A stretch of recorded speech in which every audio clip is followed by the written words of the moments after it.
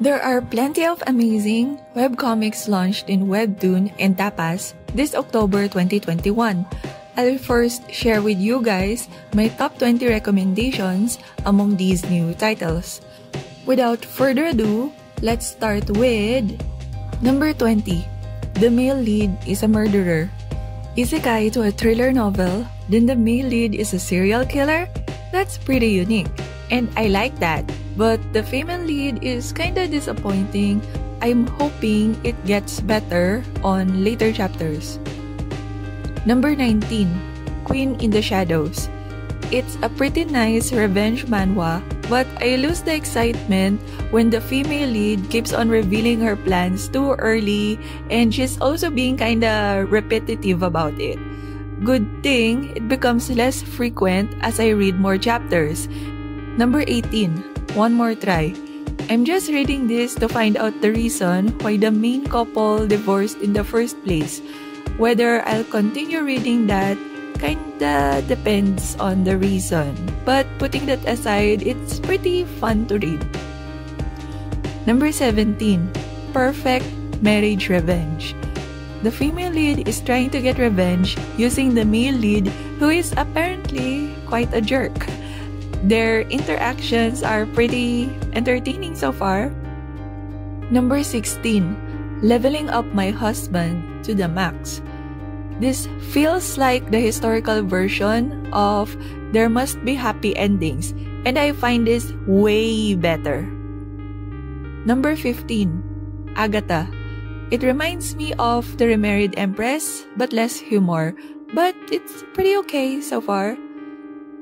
Number 14. The Falcon Princess. I find this more enjoyable than the creator's other work, which is Sika Wolf. The male lead and his right-hand man are quite fun. Number 13. The tutorial is too tough. I think this would have been more fun if the main character will leave the tutorial tower, like what happened in the advanced player of the tutorial tower. But so far, it's pretty okay. Number 12. Your Genie. It's full of fluff and the human master is quite a yandere. Totally didn't expect that. Number 11. The villainess's days are numbered. First time I see a not really a villainous character with such extreme health problems, but it's cute. Nice read. Number 10. The Predator. The female lead is crazy. It's disturbing, but I love it. Number 9. Fake Humans. It's not a bad thriller, but the female lead stupidity kinda annoyed me. What got me into this though is the detective male lead, so he made things interesting for me.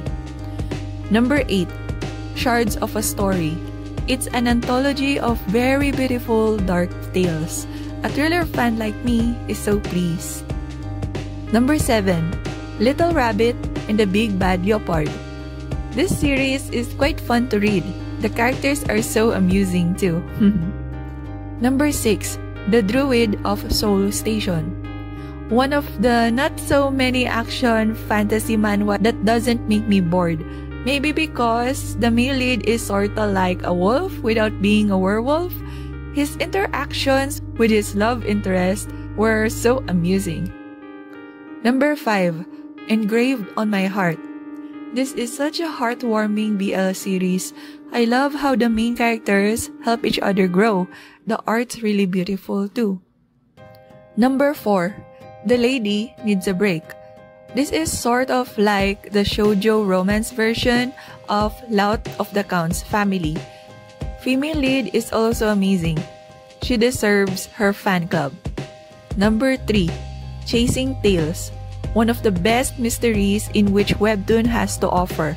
The more things are revealed, the more questions you have. It's so good and intriguing. You can't miss this if you're into psychological thrillers like me. Number 2. 66,666 Years Advent of a Dark Mage.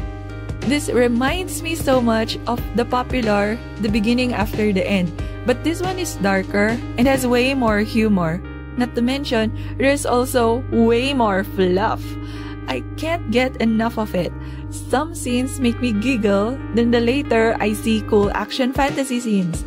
It's a great balance of dark elements and heartwarming stuff. It's sort of like Teenage Mercenary in that sense. Number 1. Not So Wicked Stepmom. It's also known as I'm Only a Stepmother, but My Daughter is Just So Cute. It's a retelling of the popular fairy tale Snow White, and it has a refreshing take on it.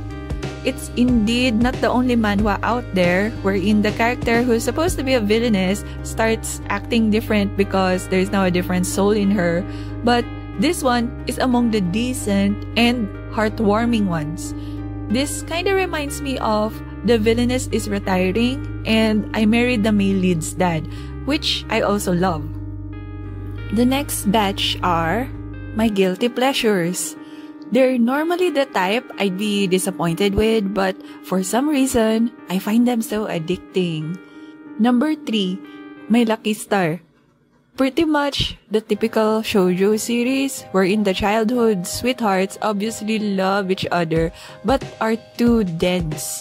It's kinda infuriating sometimes, but I love the bromance and the humor. I'll gladly read more of that. Number 2, His Enemy Downstairs. The misunderstandings are annoying, but for some reason, I still end up reading more. Maybe it's because of the voice actor and otaku stuff. Or maybe it's because of the other main couple, wherein the guy still fanboys over his lover's picture when his lover was still chubby. Number 1, My Darling Signed In. The drama in here is pretty annoying, but I still crave to read more chapters. I don't know why. I don't understand why I read more of this myself. Now, what you see in this batch are the rest of my recommendations. They're okay, but I just don't like them as much as the top 20. Nor do I find them addicting enough to be part of my guilty pleasures. I'm still quite interested enough to know what happens next though, so I absolutely wouldn't mind spoilers. With that, I hope I had helped you discover new favorite. Likes, shares, and comments will be highly appreciated. Thanks for watching. Bye!